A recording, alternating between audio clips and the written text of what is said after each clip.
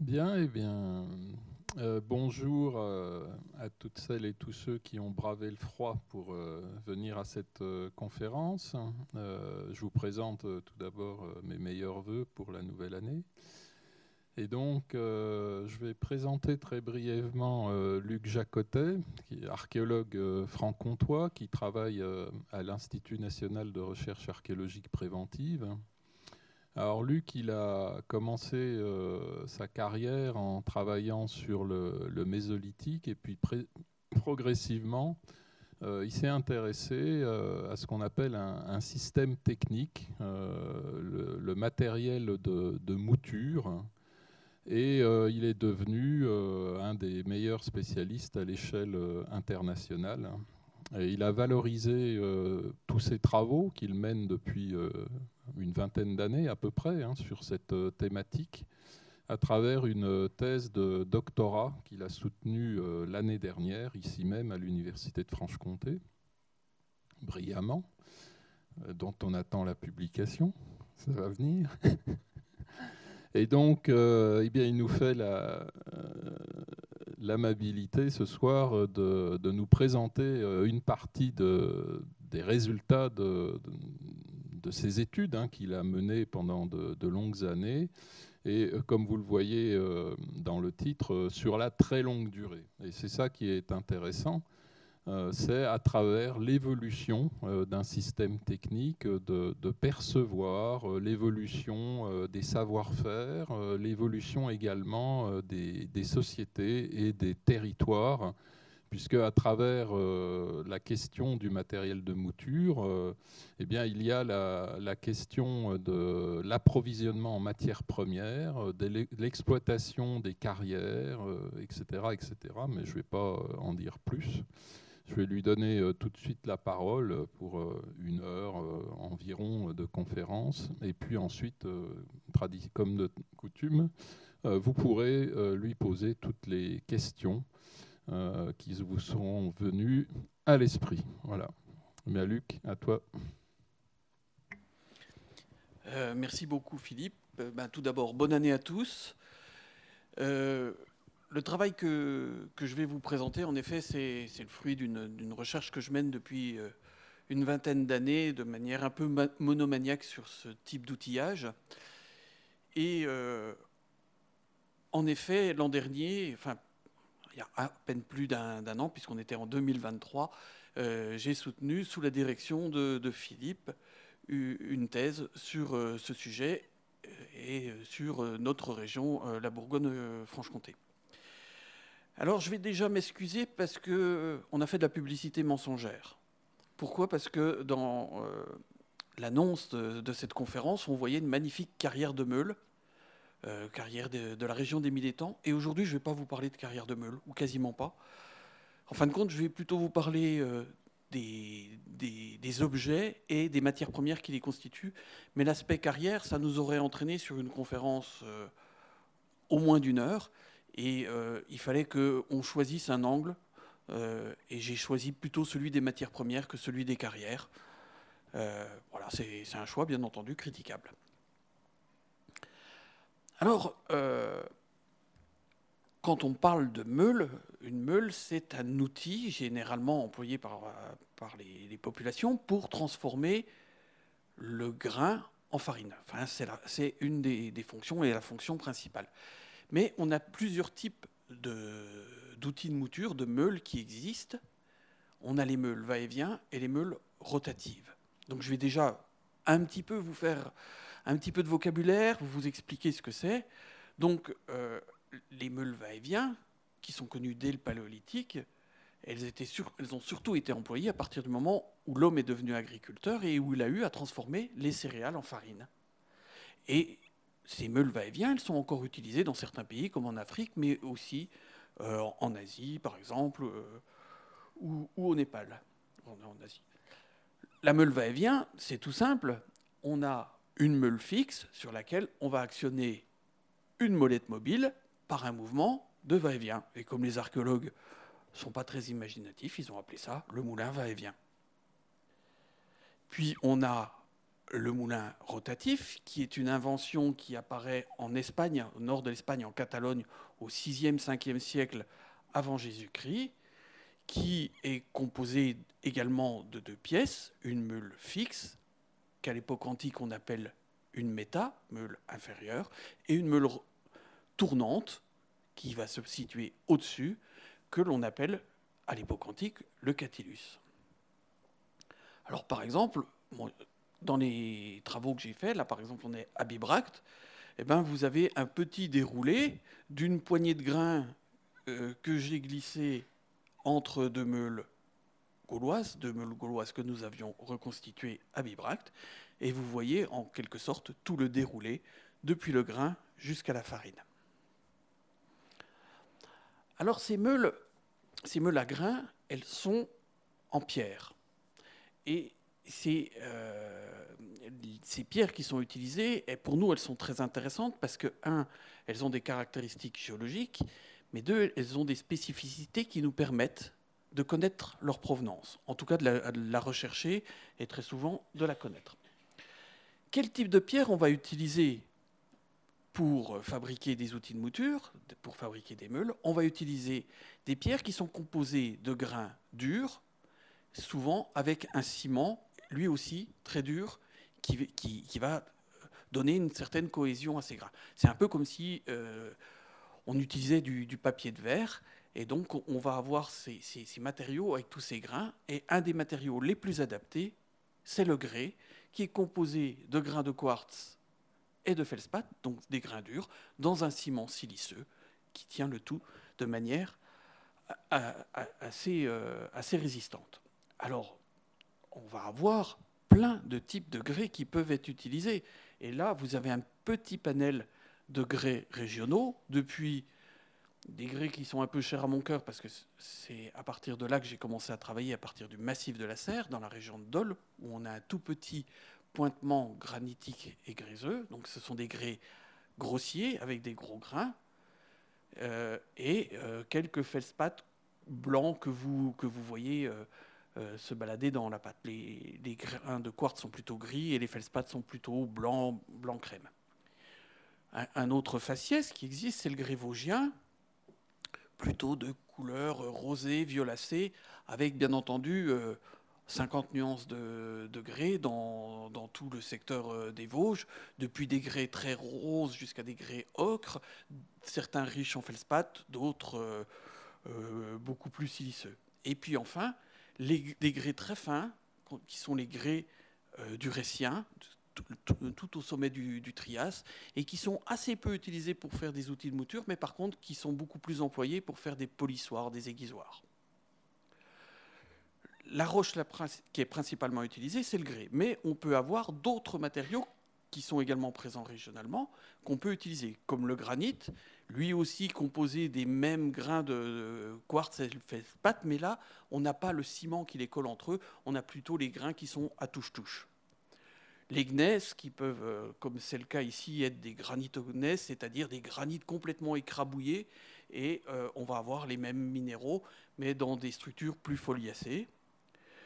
Un matériau volcanique qu'on va aussi trouver dans la région, du volcanisme assez ancien, qui sont les rhyolites et les tufs volcaniques, où là, en fin de compte, on a une pâte, et dans cette pâte, on a ces grains durs de quartz et de feldspath. Et puis un matériau, là pour le coup, étranger à la région, qui est aussi beaucoup utilisé à certaines périodes, qui est les roches basaltiques. J'ai mis basalte entre guillemets, parce que pour savoir si c'est un basalte, il faudrait faire une géochimie, parce que sinon ça peut être une trachyte, une trachyandésite, etc., etc. Et là, c'est un matériau qui ne fonctionne pas du tout comme les autres. On n'a pas des grains qui vont broyer les céréales. On a en fin de compte des alvéoles, et ces alvéoles vont... la roche est constellée de toutes ces petites alvéoles qui vont agir comme des dents et découper la céréale pour la transformer en farine. Alors, quand on est archéologue et qu'on n'est pas géologue, on essaye de reconnaître ces matériaux pour déterminer leur provenance. On le fait souvent à l'œil, et vous avez vu par exemple sur les différents faciès de grès qu'on arrive à les distinguer, mais on utilise aussi d'autres méthodes classiques lame mince, c'est-à-dire qu'on va découper la roche dans des tranches tellement fines que la lumière peut passer au travers. Et par grossissement, on peut voir les minéraux et les ciments qui composent ces roches. Mais on peut aussi utiliser la géochimie, c'est-à-dire on va voir quels sont les éléments présents dans la roche par une analyse géochimique. Alors, ce n'est pas moi qui l'ai fait. Les LAMINS et les géochimies, c'est des collègues avec qui on travaille dans le cadre de certains projets. L'avantage, par exemple, de la géochimie, c'est qu'une lave, un basalte, entre guillemets, on ne peut quasiment pas distinguer un basalte d'un autre à l'œil nu. C'est quasiment impossible. Par contre, la formation chimique et les éléments chimiques qui sont dans le basalte nous permettent de distinguer les différentes coulées. Alors, la région sur laquelle j'ai travaillé, c'est principalement la Bourgogne-Franche-Comté, même si, vous le verrez, on va faire souvent des petits écarts, des grands écarts à l'échelle du territoire national. C'est une région que vous connaissez bien et qui, pour moi, présentait l'avantage d'être, entre guillemets, coincé entre, d'une part, les Vosges et le Morvan, deux massifs siliceux où il y a des grès et des granites, et le Jura, qui lui est complètement calcaire. Au milieu coule une rivière, le Val-de-Saône, que vous connaissez. Au niveau géologique, si on regarde un petit peu ce que ça donne, vous voyez au nord-est les Vosges, au sud-ouest le Morvan, entre les deux un tout petit pointement qui est le massif de la Serre. Et puis vous voyez sur le Jura, j'ai figuré une zone en pointillé. Cette zone en pointillé, c'est les apports de roches siliceuses qui ont été faits par les moraines lors de l'avant-dernière glaciation, la glaciation du Uris, qui a amené des galets de granit et de gneiss alpin qui ont été transportés et qui ont pu être utilisés à certaines périodes. Donc, j'ai essayé pendant quelques années, une bonne vingtaine d'années, d'étudier de manière assez systématique toutes les meules, et c'est ce que j'ai formalisé dans ce doctorat, ce qui me fait un corpus d'à peu près 4000 pièces, et on voit que sur l'ensemble de la zone géographique, on en a partout. Ce qui est bien, c'est qu'on en a partout, mais qu'on en a aussi tout le temps. À partir du moment où l'homme devient agriculteur, à partir des débuts du néolithique, on va avoir des meules. Bon, dans notre région, on connaît malheureusement très mal le néolithique ancien. On n'a quasiment pas de sites et de découvertes, ce qui fait que, comme on n'a pas de sites et de découvertes, je n'ai pas de meules à vous présenter pour ces époques. Mais à partir du néolithique moyen et jusqu'à l'époque médiévale et moderne, on va trouver des meules, et souvent dans des quantités assez nombreuses. Alors, là, vous voyez sur carte et par période les meules, mais là, je les ai remis sur un axe chronologique. Chaque petit pixel représente, en fin de compte, une meule à une époque, en fonction des époques auxquelles on les a trouvées. Et vous voyez qu'il y a des périodes où on en a beaucoup, par exemple tout le néolithique moyen ou la fin de l'âge du bronze, on a vraiment beaucoup de meules. Et il y a des périodes, comme le néolithique récent et final, où on en a beaucoup moins. Ce qui est intéressant, c'est quand on superpose ce graphique à celui des occupations telles qu'elles sont connues, et pour la pré-protohistoire, il y a Pierre Pétrequin qui avait fait une courbe en cumulant toutes les découvertes qu'on avait à l'échelle de la région. C'est cette courbe que vous avez en orange. Et bien on se rend compte qu'on trouve des meules quand on a des occupations. Ce qui n'est quand même pas un scoop, mais c'est quand même bien de montrer que notre graphique sur la densité des meules en fonction des périodes a une certaine valeur chronologique. Et ces meules, comme je vous l'ai dit, elles sont fabriquées dans différents matériaux, et ces matériaux, ce sont principalement les grès et les granites. Alors, dans la suite de l'exposé, je vais vous présenter grosso modo par période chronologique. On va faire un déroulé qui va partir du néolithique et d'une première partie néolithique jusqu'à l'âge du bronze, et puis ensuite on ira jusqu'à l'époque moderne, et je vais vous montrer comment à la fois les types de matériaux employés et la typologie de ces objets vont évoluer.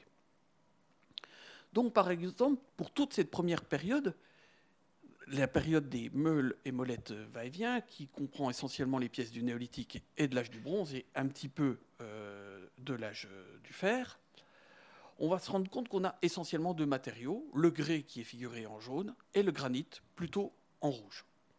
Mais que l'on va avoir une roche, une autre roche qui va être employée, le calcaire, alors que c'est une roche que je ne vous ai pas décrite tout à l'heure, parce que c'est une roche qui présente des mauvaises capacités pour la mouture. Pourquoi elle présente des mauvaises capacités pour la mouture? Parce que c'est une roche qui peut être composée de grains, de fragments de coquilles, qui iraient très bien pour broyer les céréales. Mais par contre, la cimentation de cette roche est très tendre. C'est une cimentation carbonatée.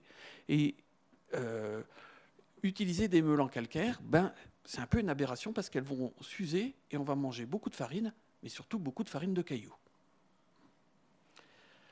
Alors, dans une première phase, au néolithique moyen, et là je n'ai positionné sur cette carte que les grès du Morvan, vous voyez que tous les grès du Morvan, c'est les ronds en jaune, toutes les meules en grès du Morvan sont situées à proximité des affleurements que vous voyez apparaître en orange dans ce secteur-là.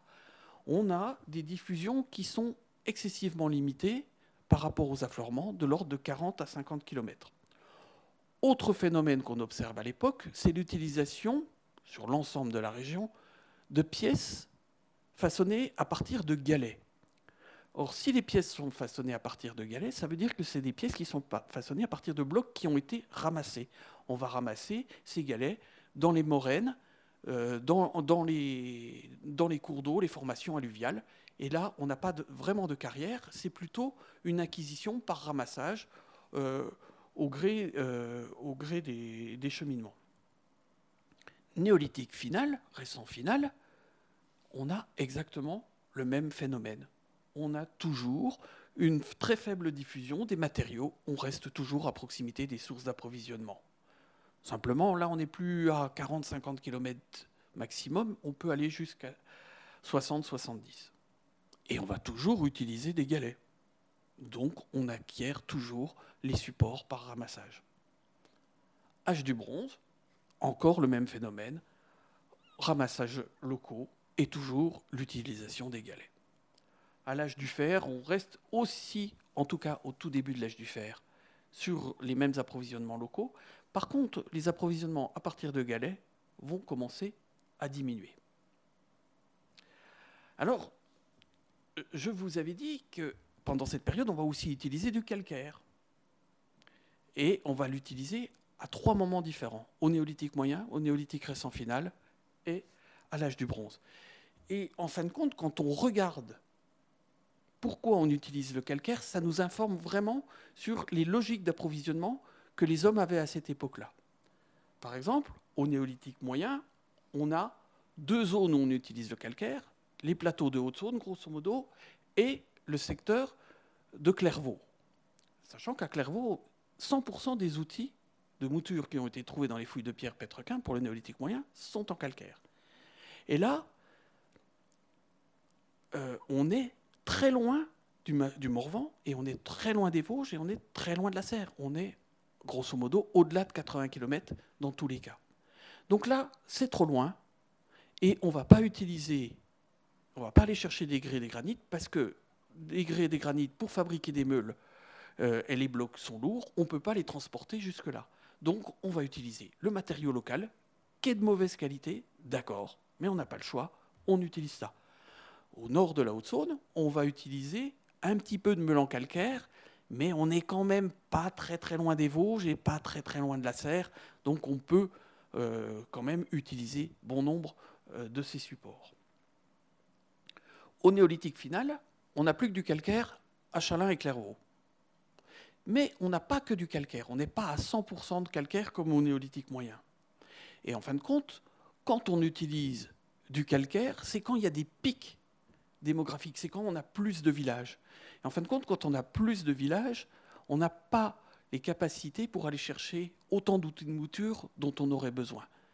Mais on peut quand même utiliser des grès et des granites qui viennent de 70 à 80 km, qui viennent de la Serre, qui viennent du Morvan, ou qui viennent des moraines alpines. Et pour les transporter, à partir du néolithique récent final, on peut utiliser le travois qui est inventé depuis cette époque. Il y en a un qui a été découvert à Chalain, et où on peut utiliser également, on n'en connaît pas en France, mais on en connaît pour cette époque-là en Suisse, les chariots avec des roues. À l'âge du bronze final, c'est complètement différent. On a quelques pièces complètement isolées. Mais ces quelques pièces, elles sont isolées, mais on les retrouve sur une période très très courte.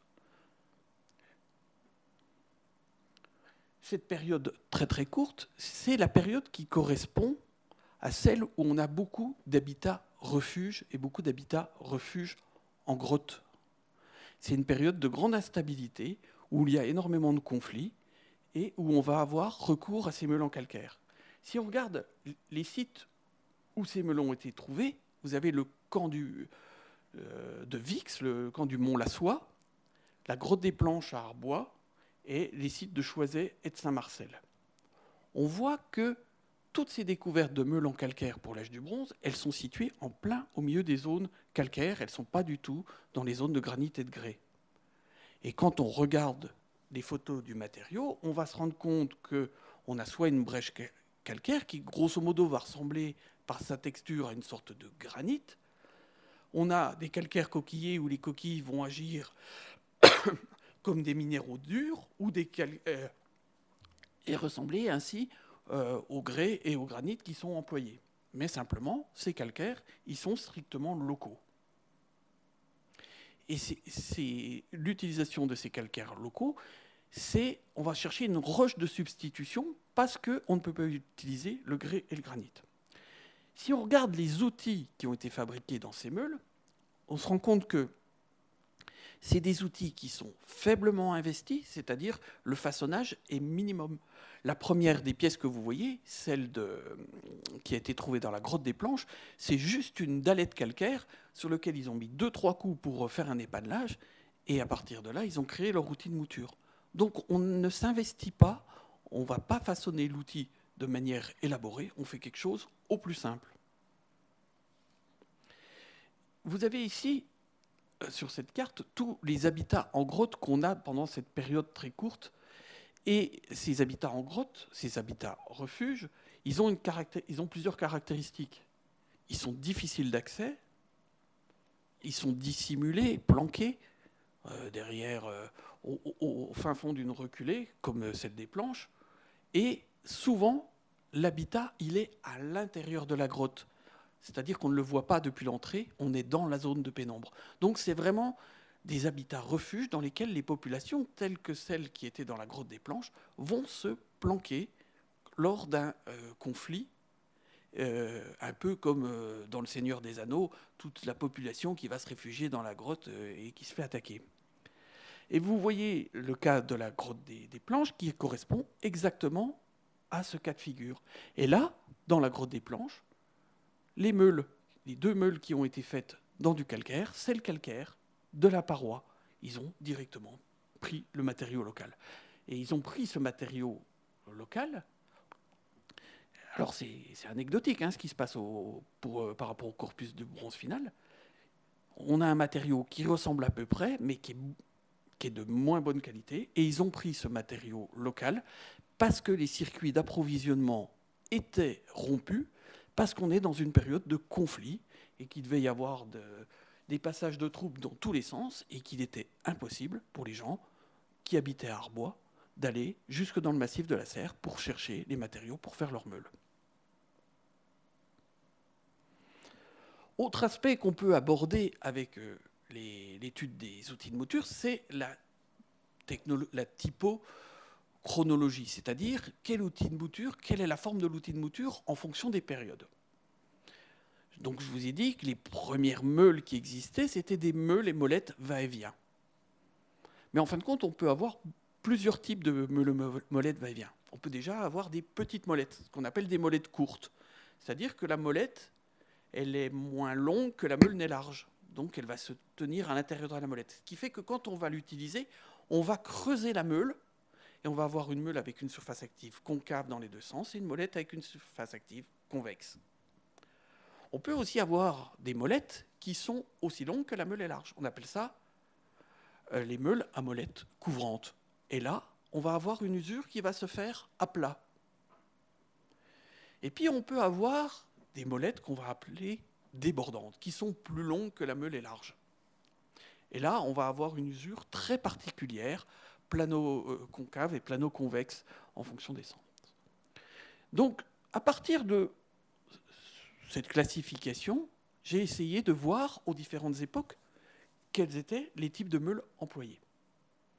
Pour le néolithique moyen, on va avoir toujours, quasiment toujours, des meules à molettes débordantes. C'est ce qui est en vert sur le graphique. Vous avez deux exemples, c'est quelque chose que nous on aime bien, c'est les couples.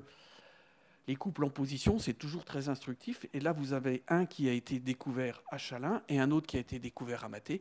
Et on voit très bien le fonctionnement et les profils des surfaces actives. Et sur le diagramme, vous voyez que pendant toutes les phases chronologiques du néolithique moyen, c'est ce type de moulin qui prédomine. Si on reporte sur une carte, à l'échelle de Franche-Comté, mais maintenant on s'est étendu un peu sur la Suisse, on a fait un travail avec une collègue, on se rend compte que les moulins à molettes débordants sont prédominants au néolithique moyen.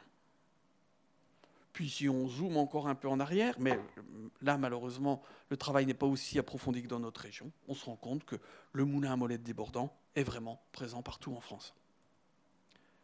Au néolithique récent final, par contre, on va avoir un autre type de moulin, c'est le moulin à molettes courtes. Ces molettes qui vont creuser la surface active de la meule et qui sont en jaune ici sur le graphique. Pareil, si on reporte ça sur une carte, on voit que la majorité des sites franc-comtois et bourguignons sont avec des molettes courtes. En revanche, ensuite, on a plutôt beaucoup de rouge, c'est-à-dire des meules à molettes couvrantes. On a là une différence régionale qui se fait. Idem, quand on reporte ça sur un axe, sur une carte beaucoup plus large, on se rend compte que ce type de moulin est très présent essentiellement dans le nord de la France et jusqu'à notre région. Âge du bronze, on continue d'avancer dans la chronologie, et là c'est encore un autre type de moulin, c'est le moulin à molette couvrante, c'est-à-dire la molette qui est aussi longue que la meule est large, avec une usure à plat. Et là, en Franche-Comté, comme en Suisse, c'est ce type de moulin qui prédomine, mais dans les autres régions où on l'a étudié, c'est également ce type de moulin. Et ce qui veut dire qu'on a 3 périodes chronologiques, grosso modo, qu'on a distinguées pour la pré- et proto-histoire dans notre région, et on a 3 types de moulins va-et-vient, et qu'on arrive à mettre en évidence une évolution chronotypologique régionale, mais qui s'étend à d'autres périodes. Donc si on résume ce que l'on a pour le néolithique et l'âge du bronze, on a des outils de mouture qui sont essentiellement en grès, dans une moindre mesure en granit, des grès locaux, régionaux, et avec des formes différentes en fonction des époques. Mais à cette époque, on reste toujours dans des approvisionnements régionaux. On commence à voir des changements qui apparaissent à partir de l'extrême fin du bronze final. Et là, vous avez un exemple, un grès quartzitique qui vient de la région parisienne, qu'on commence à trouver dans notre région à cette époque-là, dans les alentours de l'an 1000 avant Jésus-Christ. Donc, on a ici l'exemple du grès quartzitique qui vient du bassin parisien, mais on peut avoir les roches basaltiques qui viennent de l'Eifel, en Allemagne, que l'on va trouver jusque dans notre région, mais également des roches basaltiques qui viennent du Massif central, que l'on va trouver dans le sud de la région, en Saône-et-Loire et dans le Jura. On a un exemple régional, certains granites du Morvan, ce qu'on appelle les leucogranites, que l'on va trouver bien plus au nord, jusqu'à Reims. Donc là, on a des diffusions à très longue distance qui commencent de manière timide à se mettre en place à partir de l'âge du bronze. Également, à la toute fin de l'âge du bronze, on va voir apparaître les premiers outils complètement façonnés. C'est-à-dire qu'ils ont des formes très très régulières et ils ont été régularisés sur toute leur face. On en a très peu, on n'en a que quelques-uns, mais là, c'est l'amorce de ce qui se passera par la suite. Et enfin, on va voir apparaître les premiers indices de carrière. Ici, ce sont les carrières de Malange, dans le massif de la Serre, où on a des carrières du bronze final, qui sont de toutes petites exploitations. Ils commencent à creuser, à faire des exploitations pour exploiter les meules. Là où tout change, c'est à partir du Hallstatt final. Dans les alentours, on va dire 550-450 avant Jésus-Christ. Dans la première partie du Hallstatt, on va avoir, comme pendant tout le néolithique, comme pendant tout l'âge du bronze, une quantité de matériaux qui sont utilisés. Et sur un site, on va avoir 2-3 meules dans un matériau, 2-3 meules dans un autre, etc. Et on va reprendre ces 50 nuances de grès dont je vous parlais tout à l'heure. Par contre, à partir de la fin du Hallstatt D2, D3, à partir de 550, on va avoir beaucoup moins de matériaux, mais là, on va avoir des quantités de meules dans ces quelques matériaux qui sont beaucoup plus importantes. Et ces matériaux qui sont employés pour faire les meules du Hallstatt final et du tout début de la période gauloise, on va les retrouver à la fin de la période gauloise.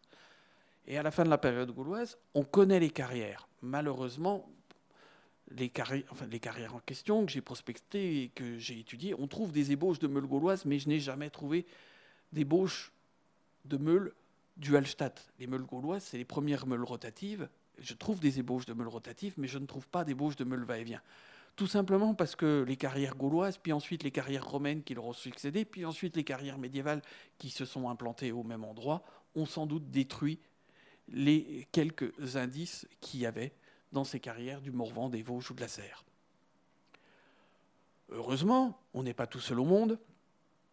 Et quand on regarde ce qui se passe à la même époque ailleurs, on va trouver des véritables carrières qui se mettent en place dans l'Eifel, en Allemagne, dont je vous avais parlé, donc les carrières de l'Eifel Ouest et Est, Freisen. On va en avoir à Holz, donc à la frontière allemande avec la France. Là, on est sur des carrières de grès. On va en avoir à La Salle, au sud des Vosges, et on va en avoir dans l'Esterel, donc là, carrément dans le sud de la France. Donc le phénomène de la mise en place des carrières, que j'observe par la concentration des matériaux pour la Bourgogne-Franche-Comté, on l'observe dans d'autres régions, là, avec carrément des carrières connues et qui sont maintenant étudiées par les collègues. À ces époques, on va aussi avoir des diffusions de matériaux qui commencent à vouloir dire quelque chose. Et là, on ne parle plus de manière générique des grès des Vosges, on parle de tel type de grès des Vosges, grès de la région des Mille-Étangs, grès de la région de Champagny, enfin, etc. Là, on a des faciès. Et on commence à avoir des cartes de diffusion. Ici, j'ai mis le grès de la Serre et le grès de Holz. Là, je vous ai mis les rhyolites qu'on a dans le sud des Vosges, à La Salle. Ici, les roches volcaniques de l'Eifel. Et quand on les combine, pour les régions où on les a étudiées, on se rend compte qu'on commence à avoir une véritable carte de diffusion des matériaux pour cette époque. Si on revient sur notre région et qu'on regarde un peu toutes les circulations de matériaux qu'on a à cette époque, on va voir les rhyolites du sud des Vosges qui vont suivre la vallée de la Saône, les grès de la Serre qui ne vont pas tellement diffuser, un petit peu vers le Dijonais, les grès du Morvan qui vont remonter vers la vallée de la Saône et aussi aller jusqu'à la vallée de la Seine. Et par les circulations des outils de mouture et les axes de circulation que cela nous dessine, on peut reconstituer un axe de circulation majeur à cette époque entre la vallée du Rhône, la vallée de la Saône, jusqu'à la vallée de la Seine. C'est l'époque des tombes princières de Vix et de Lavaux, dans lesquels on a trouvé du matériel méditerranéen, donc, et de tous ces échanges que l'on avait entre la Gaule et à la fois le monde méditerranéen, mais aussi les îles anglaises pour les importations de minerais. Également, à cette époque, les outils de mouture vont changer fondamentalement. On va voir par exemple apparaître des meules rectangulaires complètement fabriquées, d'une forme identique à celles que l'on a en bordure de Méditerranée et dans le monde grec, qui vont remonter la vallée du Rhône. Et donc, on a l'importation d'un système méditerranéen qui va se faire dans les alentours de 500 avant Jésus-Christ. De la même façon, on va voir apparaître des molettes qui vont posséder des systèmes de préhension, des oreilles, des poignets, des barres sur le dos, etc. Et ce système d'outils de mouture avec des moyens de préhension, on le voit partout en Gaule à cette époque charnière de la fin du Hallstatt et du début de l'Athènes. Quand je regarde aussi le degré de façonnage des outils, le degré de façonnage, je le mesure entre un simple galet brut qui a été utilisé sans mise en forme, degré de façonnage 0, et un outil complètement façonné, complètement régularisé, façonnage 100%. Eh bien, on se rend compte, et c'est ce que vous voyez sur ce diagramme, à la période de la fin du Hallstatt et du début de l'Athènes, les outils sont tous intégralement mis en forme. Autre chose, sur ces outils intégralement mis en forme et aux formes standardisées, on voit apparaître des traces d'outils métalliques. Et ces traces d'outils métalliques, je les ai mises ici, dans le petit diagramme qui est ici, sur un axe chronologique. On voit que systématiquement, on est dans cette période de la fin du Hallstatt, du début de l'Athènes. Et tous ces éléments, façonnage des meules, mise en place des carrières, utilisation d'outils métalliques, formes standardisées, démontrent que l'on a, à cette époque-là, l'apparition d'un artisanat, l'artisanat meulier, qui se met en place. À partir de la fin du Hallstatt, on a des tailleurs spécialisés qui se mettent à fabriquer des meules. Là, je vous ai mis les traces d'outils métalliques. C'est une carte qui est déjà fausse parce qu'on vient d'en retrouver 2 pour cette période Hallstatt D, l'Athènes A, dans l'ouest de la France. Donc maintenant, on en a partout. Systématiquement, les traces d'outils métalliques se généralisent. Donc, à partir de 550-450 avant Jésus-Christ, on va avoir ces outils qui sont complètement façonnés avec des formes standardisées et faits par des artisans spécialisés. Et juste après, il va se passer quelque chose particulièrement important, c'est le passage de la meule va-et-vient à la meule rotative. Et vous voyez que dans notre corpus, ça se passe de manière très brutale à l'Athènes moyenne au IVe siècle avant Jésus-Christ. Quand on prend un peu de recul et qu'on regarde comment ça s'est passé en France, je vous ai dit dans l'introduction que la meule rotative a été inventée en Catalogne au VIe siècle, fin 6e, 5e siècle avant Jésus-Christ. On va la retrouver à cette époque essentiellement dans le Languedoc. Puis, dès le IVe siècle, au pied du Massif central, et on va avoir un exemplaire que l'on va découvrir en Bourgogne, à Beaune, dans une tombe de l'Athènes B1, et c'est une pièce en roche basaltique importée du Massif central. Donc la première meule rotative qu'on a dans la région, c'est une importation du Massif central où ces meules existent. Et à partir du IIIe, on va en avoir partout, et dans la région, on va en avoir qui sont fabriquées dans des roches locales. Donc importation d'une pièce d'une région où on fabrique ces meules, imitation et production dans des roches locales, avant la généralisation, à la fin de l'époque gauloise, de ce type de moulin. Et si vous regardez la chaîne opératoire que l'on utilise pour fabriquer une meule va-et-vient telle que celle des carrières de Malange dont je vous ai parlé, on prend un bloc brut, on fait un épannelage, puis une régularisation. Et si on regarde ce qui se passe pour les meules va-et-vient, les ébauches de meules va-et-vient qui ont été fouillées dans les carrières du Hallstatt D, on a la même chaîne opératoire, à la seule différence près, c'est qu'au lieu d'utiliser des outils en pierre comme au néolithique, on va utiliser des outils en métal. Mais quand on regarde la chaîne opératoire de fabrication des meules gauloises, c'est exactement la même chaîne opératoire. Un bloc brut que l'on va transformer en cylindre par épannelage, puis ensuite on va le régulariser pour le façonner. Par contre, à partir de l'époque romaine, on changera de façon de produire les meules. Je n'en parlerai pas aujourd'hui, mais au lieu de partir d'un bloc, on va directement extraire des cylindres. Mais en tout cas, à l'époque gauloise, on a la même chaîne opératoire qu'au néolithique et au Hallstatt. Et en fin de compte, cette mise en place des carrières au Hallstatt final, c'est ce qui a permis la diffusion de l'innovation majeure dans les outils de mouture, la meule rotative.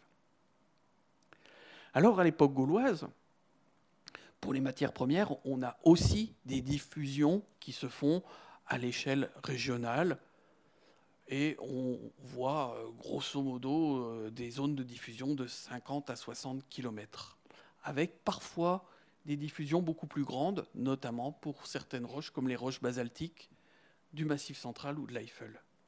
Ce qui est intéressant, c'est que quand on superpose ces cartes de diffusion à la carte des peuples gaulois, telle qu'on la connaît pour la fin de l'époque gauloise, carte qui a été dressée par Pierre Nouvel, on voit que les limites de diffusion se superposent en grande partie aux limites des peuples.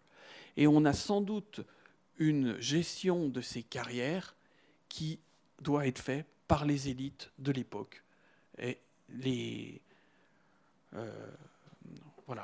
diffusions se font très très clairement, et on le voit là par exemple pour notre région, les grès de la Serre, on ne va pas les trouver en Bourgogne. Par contre, les grès de la bordure du Morvan, on ne va pas les trouver en Franche-Comté. On voit la limite Séquane et Duin qui est très nette, et on le voit pour plein de matériaux. À la toute fin de l'époque gauloise, au moment où César arrive, on va aussi observer un phénomène assez intéressant. Et là, je vais vous prendre l'exemple des meules qui ont été découvertes à Alice-Sainte-Reine.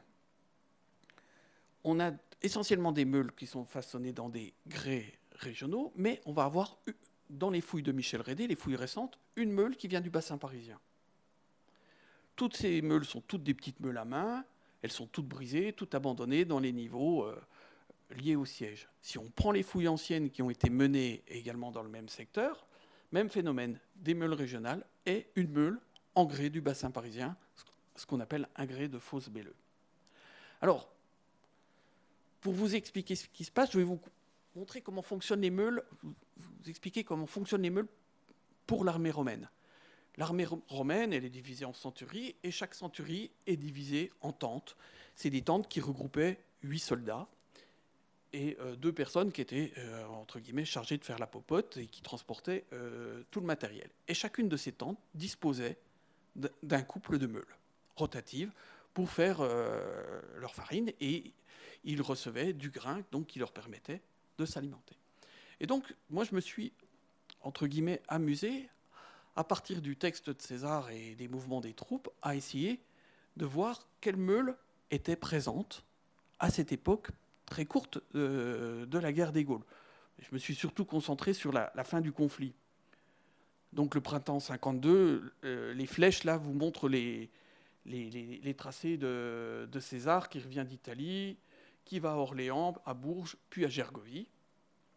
Pendant ce temps-là, il a son lieutenant, Labienus, qui est en train de guerroyer du côté de Paris, la bataille de Lutèce.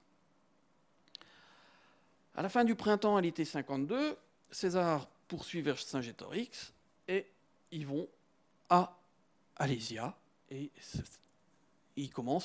là commence le siège d'Alésia, où Labienus, son lieutenant, rejoint César pour lui donner un coup de main.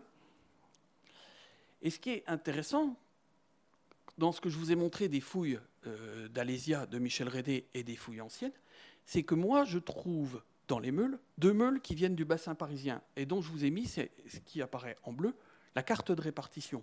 Et on voit que toutes ces meules du bassin parisien, elles sont trouvées dans leur région d'origine, sauf 2 qui sont justement trouvées dans les niveaux liés au siège.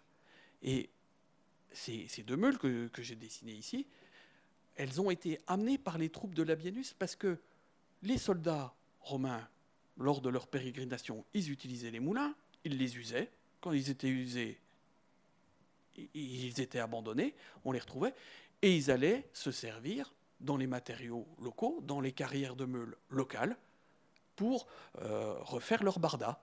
Et donc, par le cheminement des meules, on arrive à suivre le cheminement des troupes de César. Alors, heureusement, on n'a pas compté que sur les meules pour reconstituer ce cheminement. Et donc on voit ici donc les meules qui sont arrivées. Ah, je suis en train de partir dans le mauvais sens. Une fois que le siège d'Alésia est terminé, César va sur Bibracte, où il va commencer à rédiger la guerre des Gaules. Quand on regarde les meules de Bibracte, on va se rendre compte qu'à Bibracte, on va trouver beaucoup de meules dans un matériau assez particulier qu'on appelle la Wagnerite. Et c'est une meule, c'est un matériau qui vient de la région d'Alésia. Et en fin de compte, les légionnaires de César, ils ont fait le plein de meules dans les carrières de Saint-Andeux, juste à côté d'Alésia, et ils ont abandonné une partie de ces meules, je ne sais pas pourquoi il avance tout seul, à cette période-là. Et ce qui fait que dans les meules de Bibracte, la période chronologique entre 60 et 40, qui correspond à la période de la guerre des Gaules, on a un pic d'utilisation des meules en wagnérite. Alors bon, là, c'est un diagramme qui vous montre les 2 faciès de wagnérite qui ont été utilisés, sachant que nous, c'est plutôt le deuxième faciès, celui du bas, qui a été employé à Bibracte. Donc là, on voit la diffusion des meules en wagnérite, et les meules les plus au sud que l'on a trouvées sont celles de Bibracte qui ont été importées. Puis, 51 avant Jésus-Christ, grosso modo, toute la Gaule est pacifiée, sauf un petit village à l'ouest. Mais ce qui va surtout nous intéresser, ce sont les mouvements de troupes de Labienus, qui, lui, va aller chez les Trévires, en passant par Besançon. Et on va trouver dans un camp qui se situe donc chez les Trévires, un camp romain qui s'est installé en 51 avant Jésus-Christ, une meule en wagnérite et des meules en rhyolite de la Salle, sachant que la région de la Salle, au sud des Vosges, étant le secteur par lequel les troupes de Labienus sont passées. De la même façon, on va trouver dans ce camp une meule qui provient d'Agde et qui a aussi été amenée par les troupes romaines. Alors, ces exemples qu'on a à l'échelle de la région, on peut les retrouver ailleurs. À Valence, on va avoir l'importation par les troupes romaines, toujours dans un camp lié à la conquête, de meules qui viennent du Massif central et de la région d'Agde. À la Chaussée-Thirancourt, on va avoir là aussi un matériau qui correspond au déplacement que l'on connaît pendant la guerre des Gaules, de même à Port-en-Bessin dans le Calvados. C'est maintenant un élément récurrent. On arrive à suivre le tracé des légions en pistant les matériaux qui ont servi pour faire les meules. À cette époque, on se rend compte aussi que les meules à main, les premières meules à main qui ont été façonnées au moment de la guerre des Gaules, elles ont une forme un peu conique et avec un œil qui est toujours flanqué de 2 petits logements d'anilles semi-ovalaires. Et à partir du moment de la guerre des Gaules, la forme des meules va changer. Parce que ce qui se passe lors de ce conflit, différents types de meules vont circuler sur le territoire et ça va permettre la circulation de l'innovation. Un exemple très concret, sur les meules à main, on va faire un trou sur le côté pour avoir un manche pour permettre de les entraîner. Là, j'ai cartographié tous ces types de perforations qui existent en Gaule. On voit que dans le nord de la Gaule, on a une perforation sur le côté qui ressort sur la cuvette, que dans notre région, c'est une perforation aveugle sur le côté, alors que dans le sud de la France, c'est une perforation qui entame le flanc et qui se prolonge sur la cuvette. Eh bien, ce type que l'on voit, je reviens, vous voyez qu'on a ces 3 types, et quand on passe à l'époque romaine, juste après la conquête, on voit que le type bleu, le type avec l'encoche sur le sommet du flanc, on va le retrouver dans le nord de la France, fabriqué dans des meules en roche volcanique, et on a l'importation d'un système méditerranéen qui s'observe dans le nord de la France. De la même façon, les meules, à cette époque, peuvent être rayonnées. Mais à l'époque gauloise, on n'a que 2 endroits où on les sait rayonner. En Narbonnaise, où on a quelques cas, et dans la Hesse. Et à partir de la période césarienne, on va voir apparaître quelques meules rayonnées en Lorraine et jusqu'en Bourgogne. Et ce système va se généraliser à l'époque romaine. Et là, on a l'importation d'un système allemand qui s'est fait également au moment de la guerre des Gaules. Je passe rapidement aux meules romaines pour vous montrer que les matériaux utilisés à partir de l'époque romaine sont toujours essentiellement des grès et des granites, mais qu'on va voir apparaître une autre roche qu'on ne voyait pas avant, le basalte. Les meules à main, qui ressemblent beaucoup aux meules gauloises et qui sont toujours employées dans un cadre domestique, sont toujours façonnées dans des grès et des granites locaux. Par contre, à partir de l'époque romaine, à partir du moment où on utilise des meules rotatives, on peut avoir des meules de grand diamètre. Et des meules de grand diamètre, ce sont des meules de plus grande capacité. Elles peuvent être soit hydrauliques, entraînées par la force de l'eau, et on connaît maintenant pour l'époque romaine une bonne quarantaine de moulins dans toute la France, dont 3 dans notre région. C'est souvent des toutes petites installations, mais on peut avoir des cas comme à Barbegal, où on a de véritables usines. Ces meules ont une forme très très particulière, elles sont très pentues et elles ont un système d'entraînement par l'œil. En fin de compte, on a des crampons qui viennent les saisir et qui passent au travers de la meule et qui transmettent la force de la roue. Ce type de meule très particulier, on le retrouve sur l'ensemble de la Gaule.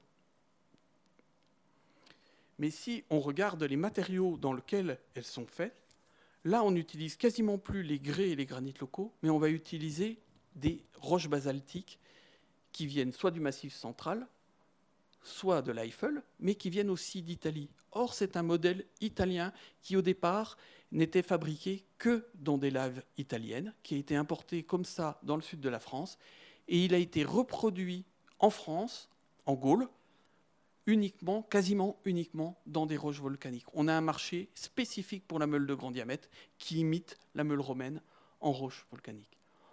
Autre exemple de moulin de grand diamètre, le moulin pompéen, les moulins à traction animale.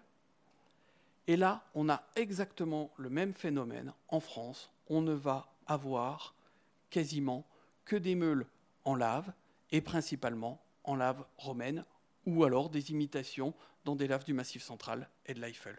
Donc ça veut dire que la meule à main, la meule qu'on a dans toutes les maisons, elle est fabriquée dans un matériau local. Les meules artisanales, les meules de grande capacité, qui servent à nourrir beaucoup plus de personnes, elles sont fabriquées dans des matériaux spécifiques avec un marché spécifique. À partir de l'époque médiévale, le moulin hydraulique va devenir hyper dominant. Et les meules à main vont quasiment disparaître et les meules à traction animale sont exceptionnelles.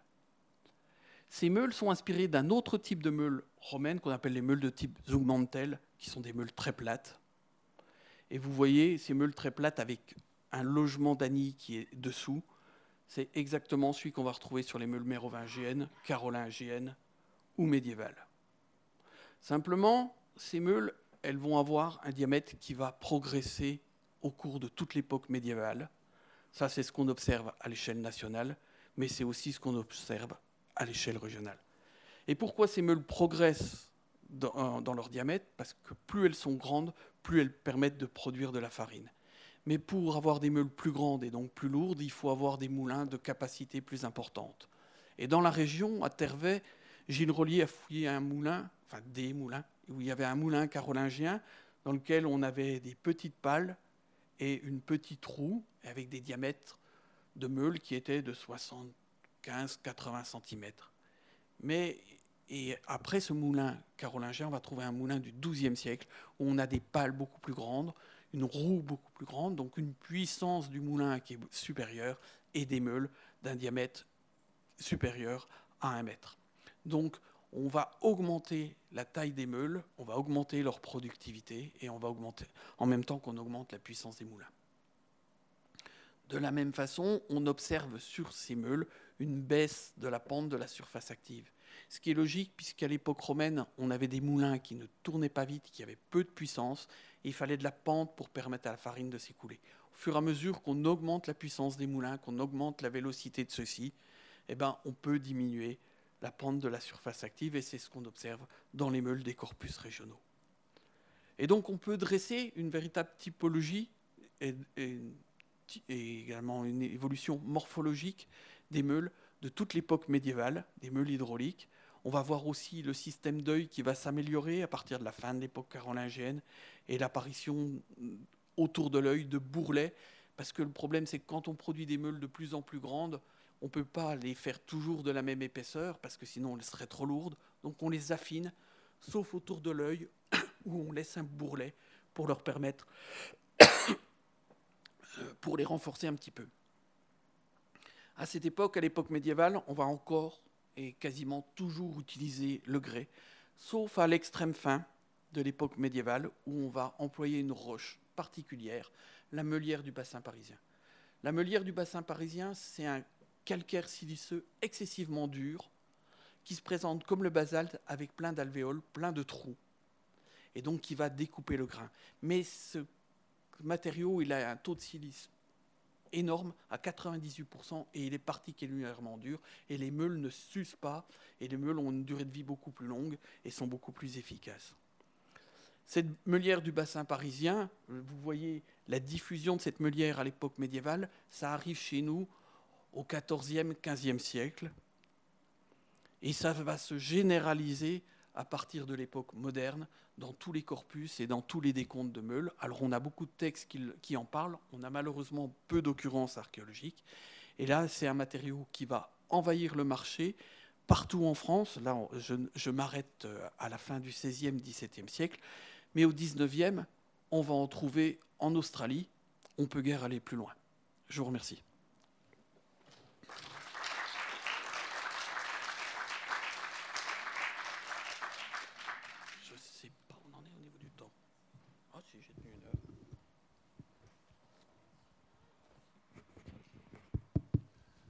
Merci Luc pour ce panorama très vaste qui permet d'avoir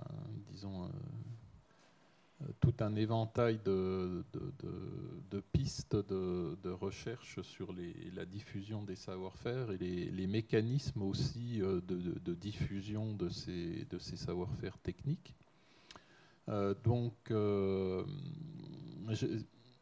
Ce qui est remarquable, donc, c'est cette mutation à la charnière des 6e, 5e siècles, avec la mise en œuvre de nouvelles techniques dans la mise en forme des meules avec des outils métalliques, l'exploitation des carrières, etc.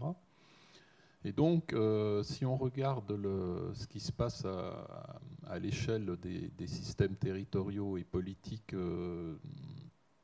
dans la zone nord-alpine, dans nos régions, c'est un moment de stratification sociale, mais également on est sur un système très pyramidal, avec probablement des pôles comme ceux de Vix, par exemple, qui contrôlent un vaste territoire et qui ont aussi probablement la main mise sur les ressources, puisqu'on s'aperçoit que c'est une période où il y a une très forte centralisation, par exemple, des ressources alimentaires, avec des sites de stockage de céréales qu'on n'a jamais vus auparavant.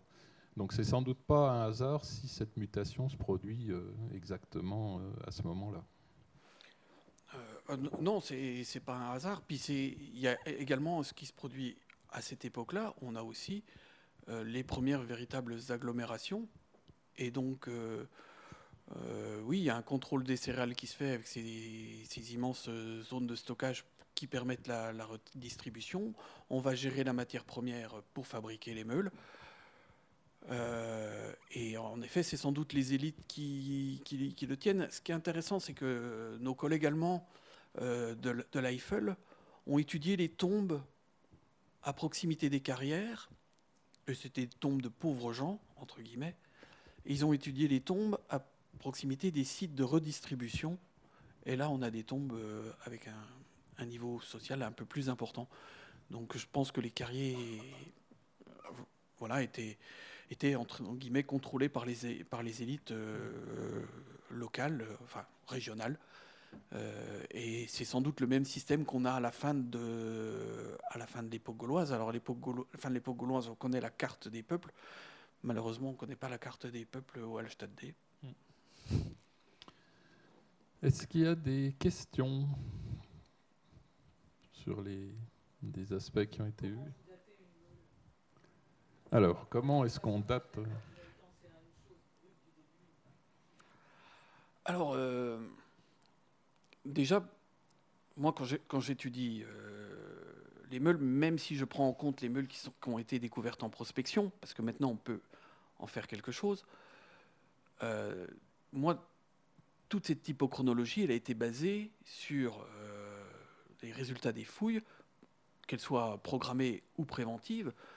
Moi, j'ai la chance d'avoir étudié le lot de Bibracte où il y a 350 pièces et où on a des chronologies à 20-30 ans près. Donc moi, ça me donne des évolutions typochronologiques assez précises.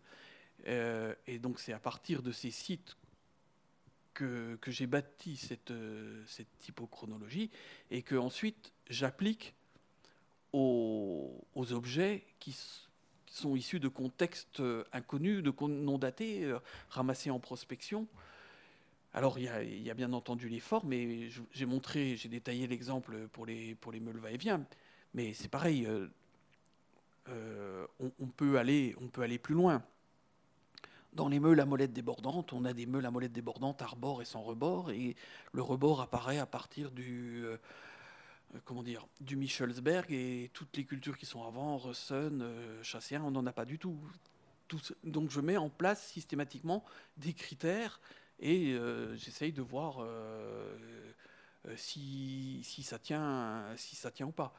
Donc il y a la forme des outils, puis il y a aussi les matériaux, parce qu'on ne va pas trouver de meule en basalte de l'Eifel avant le Hallstatt D, parce que dans notre région, on n'en a pas importé avant. Alors qu'au néolithique moyen, dans cette région, ils utilisaient des meules en basalte qui venaient de là-bas. Mais ici, moi je sais que quand j'ai un bout de meule en basalte, c'est obligatoirement à partir de cette période. Donc c'est toujours une combinaison entre les matériaux, la forme. Voilà. Puis quand j'ai une meule rotative, je sais que chez nous, elle est obligatoirement postérieure au IVe siècle avant Jésus-Christ. Donc voilà. Voilà, est-ce qu'il y a d'autres questions? Oui. Je vous passe le micro parce que comme c'est... Merci.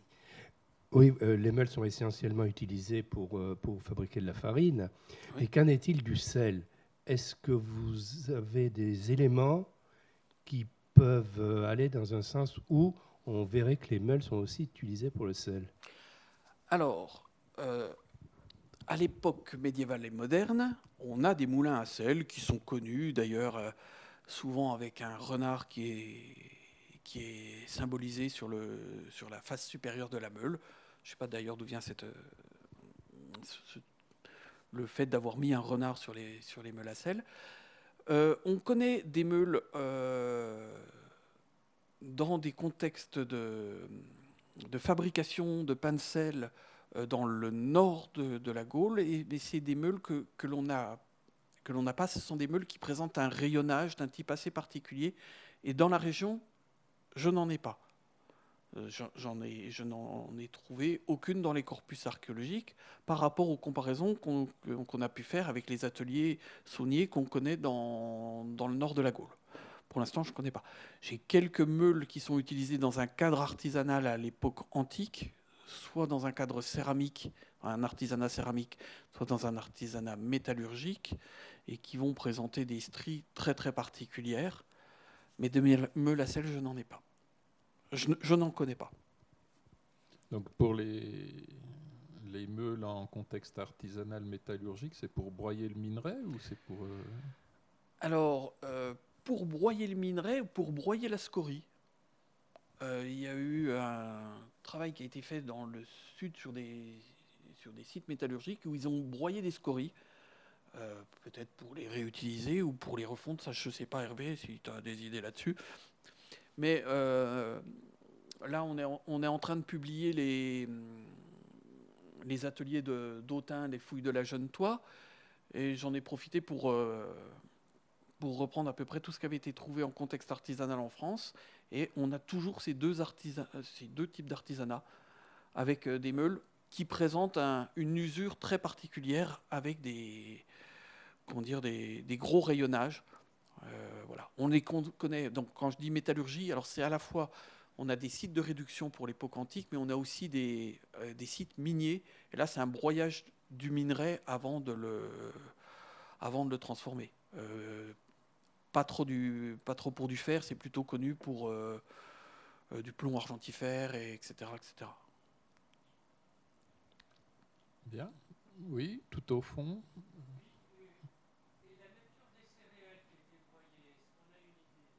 Alors, la nature des céréales. Alors, la nature des céréales...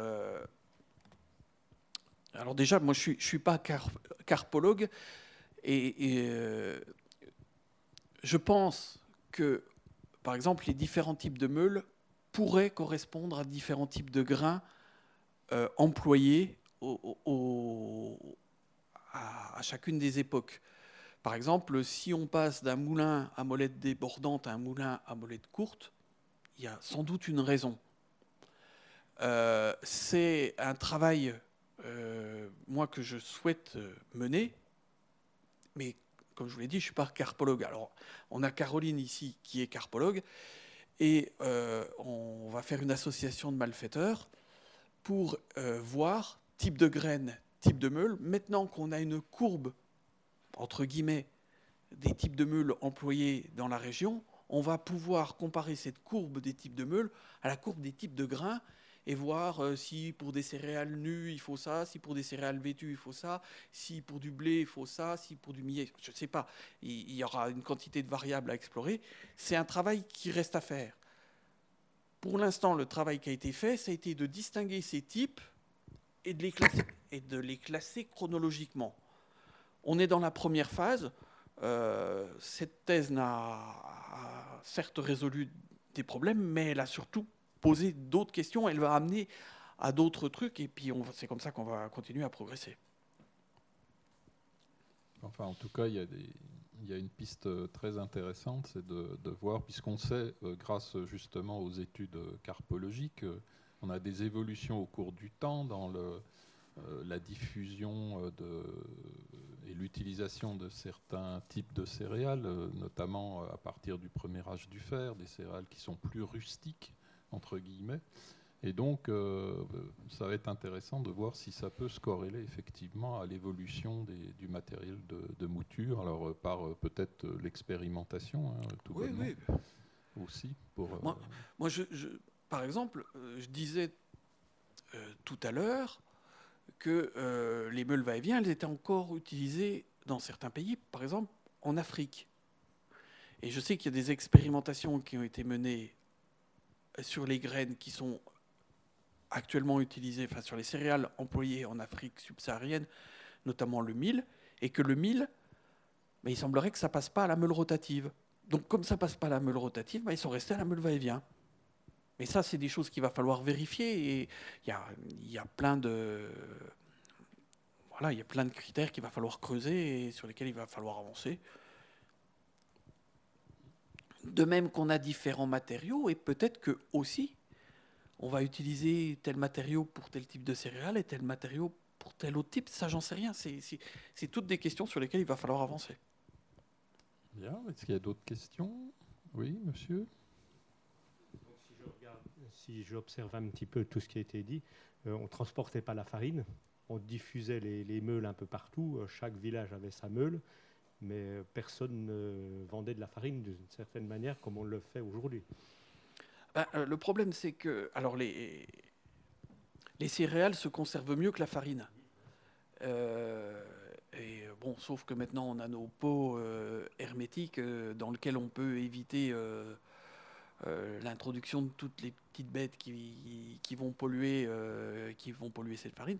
Et Philippe parlait tout à l'heure de ces grands espaces de stockage qui existent à la fin de l'âge du fer, où on a des champs de silos, on a des fois plusieurs dizaines de silos, dans lesquels on va conserver des silos enterrés, où on peut aussi avoir des greniers, dans lesquels on va conserver des quantités importantes de grains pour les redistribuer et pour les redistribuer à la population, comme ça se faisait à Rome. À Rome, au départ, d'ailleurs c'est assez intéressant comme évolution. Je vous ai dit qu'à l'époque romaine apparaissaient les moulins de grande capacité, comme les moulins pompéens ou les moulins hydrauliques. Et donc alors qu'avant, on n'avait que des petits moulins rotatifs, mais des petits moulins à main. Ces petits moulins à main, ils servaient pour faire la farine dans un cadre domestique. Et au début de l'Empire romain, on va distribuer aux citoyens romains du grain. Par contre, à partir du IIIe siècle, la none, la distribution qui se faisait au départ sous forme de grain, va se faire sous la forme de pain. C'est-à-dire qu'on est passé d'une mouture familiale, individuelle, domestique, etc., à une mouture artisanale. Et donc, les gens ont abandonné leurs moulins et préfèrent aller acheter leur baguette, enfin, c'était peut-être pas une baguette, à la boulangerie du coin, et donc la distribution, l'anode, se fait sous la forme de pain et plus de grains. On a le passage d'une mouture domestique à une mouture plus importante. Puis à l'époque médiévale, c'est encore un autre système, parce que là, on a carrément l'impôt qui oblige, on doit aller au moulin banal, parce que quand on va au moulin banal, on paye l'impôt, et puis ça rentre dans les poches du seigneur, et donc le seigneur fait la chasse au moulin à main. C'est pour ça qu'à l'époque médiévale, on n'a pas de moulin à main, parce que le seigneur, il veut pas qu'il y en ait, parce que s'il y en a, on va pas utiliser son moulin, et lui, il va pas gagner de sous. Donc c'est pas bien pour lui. Une question, c'est quoi la durée de vie d'une meule? Parce qu'on en trouve des quantités très importantes à Bibracte, par exemple. C'est un site qui a une durée de vie d'un siècle à peu près, et on trouve des quantités astronomiques de meules. Pourquoi est-ce qu'on les rejette? Alors à mon avis, c'est des outils... je pense qu'à Bibracte, et à Bibracte, on a fouillé quoi? Même pas 5%? 10? Bon. Ça veut dire qu'il y en a... Pour l'instant, il y en a entre 350 et 400. Ça voudrait dire qu'il y en aurait au minimum 3500, 4000. Moi, ça ne me surprendrait pas. Alors qu'on a une durée de vie qui est quand même relativement courte. Alors, quand on regarde, et la seule chronologie que j'ai vraiment, c'est Alésia. Alésia, on a 2 meules qui viennent du bassin parisien, qui ont été achetées, enfin, qui ont été acquises dans les carrières au printemps, et qu'on va retrouver à la fin de l'été abandonnées. Donc on a abandonné et usé. Donc on a une durée de vie très très courte, de quelques mois. Alors bon, là c'est pour nourrir 10 personnes, puisqu'il y a eu 8 soldats et 2 aides, etc. Tous les jours. Donc oui, là les moulins, ils devaient tourner de manière intensive, mais ils ont duré que quelques mois. Oui.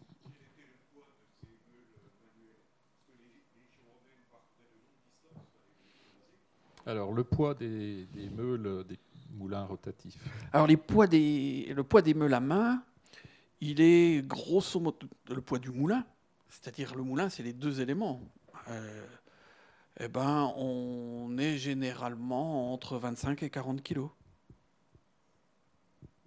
Et pour les légions romaines, le légionnaire, il a son pactage, mais il y a tous les chariots qui transportent les tentes, tout ce qui est lourd, tout le matériel pondéreux.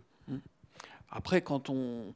Et une meule va-et-vient, on reste sensiblement... Enfin, une molette va-et-vient, parce que c'est que la molette qu'on bouge. Hein. La meule, elle est plus lourde et elle reste en place. Par contre, quand on passe sur du pompéen, ces gros moulins à traction animale, on est sur du 400-500 kilos.